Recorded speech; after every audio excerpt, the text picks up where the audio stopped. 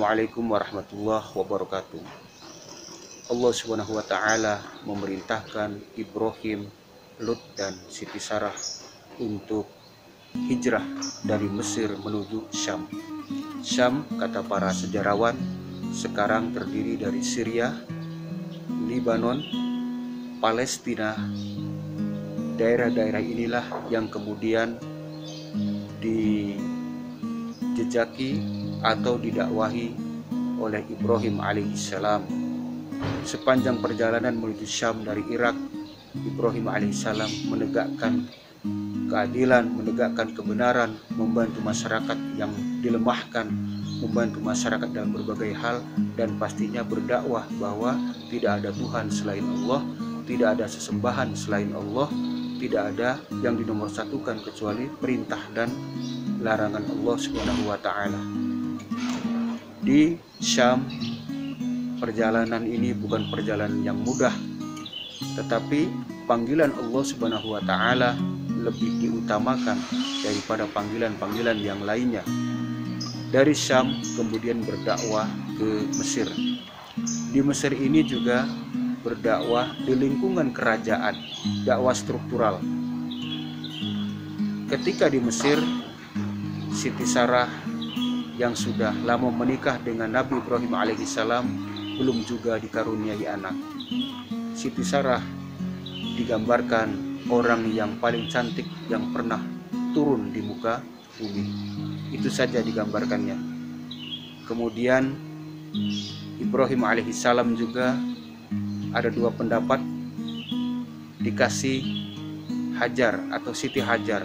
Siti Hajar ini pendapat umum adalah seorang budak dari Habasyah, dari Ethiopia, dari Afrika yang berkulit hitam. Tetapi ada juga pendapat antara lain yang dilansir oleh Ustadz Anis Mata di buku Agar Lebih Baik, Agar Hidup Lebih Baik. Hajar ini bukan seorang budak, tetapi anak dari raja di Mesir dan berparas cantik.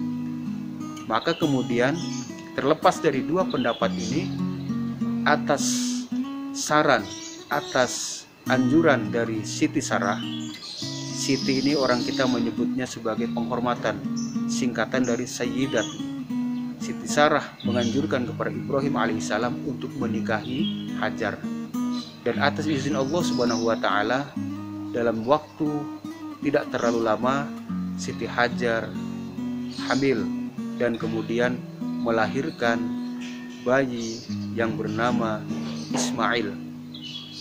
Atas perintah Allah Subhanahu wa taala, Ibrahim alaihissalam, Siti Hajar dan Ismail yang masih bayi merah diperintahkan oleh Allah untuk menuju lembah yang tandus, lembah yang tidak ada tanam-tanamannya, bahkan lembah ini tidak ada sumber mata airnya. Karena Allah Subhanahu wa taala yang memerintahkan, maka tidak ada logika lain kecuali menurut.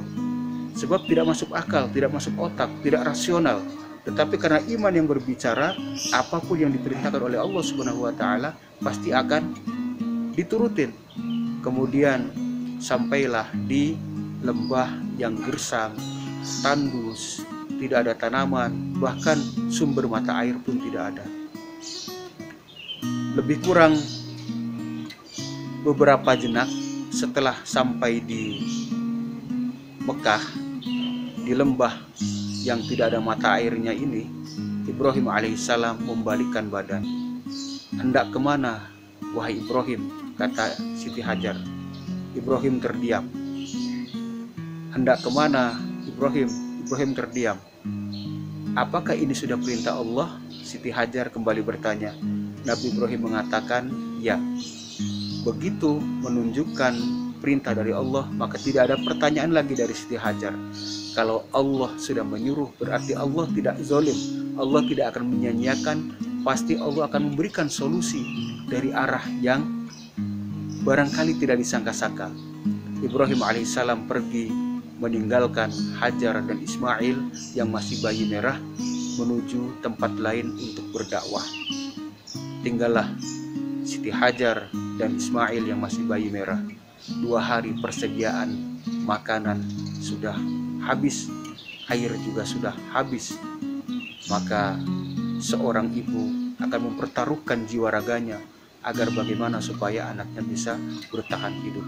Kita sudah sering dengar ceritanya, Siti Hajar berlari dari Bukit Sofa dan Marwah sampai 7 kali mencari air. Sepertinya air, ternyata bukan air, tapi terus batas maksimal terakhir.